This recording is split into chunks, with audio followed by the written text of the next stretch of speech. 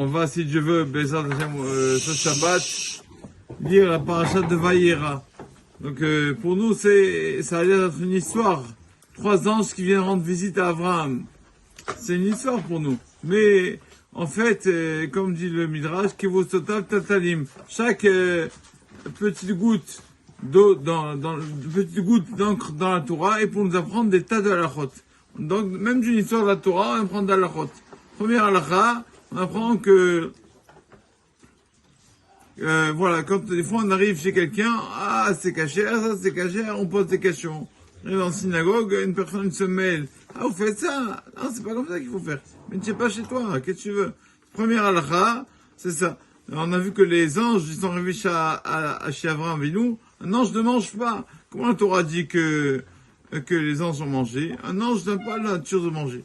Donc, le Midrash nous dit, on voit de là que, comme on dit en hébreu, à Rome, conduis-toi comme un Romain.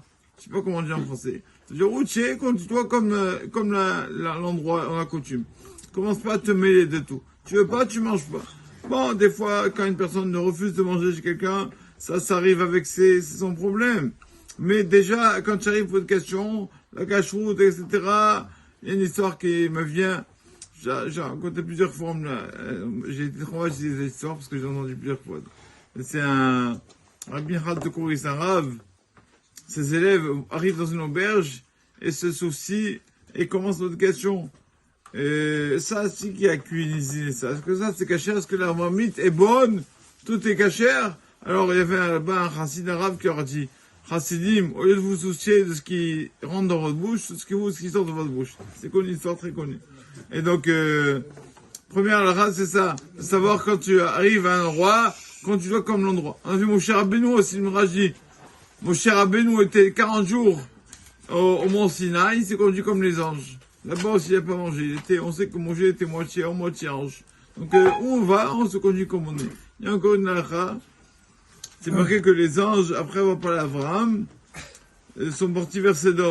Le Midrash nous dit, les anges sont tournés d'aller à Sédom. Le Midrash nous dit,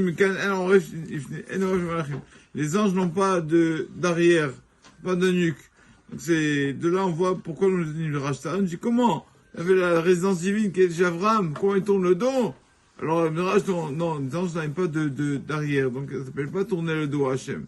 Ça nous montre que nous, quand on sort de la synagogue, comment en France on voit des fois une personne pas politesse, ah excuse-moi, je te donne le dos. Donc c'est pas poli, on verra non, on verra Hachem pour raison, de ne pas tourner le dos.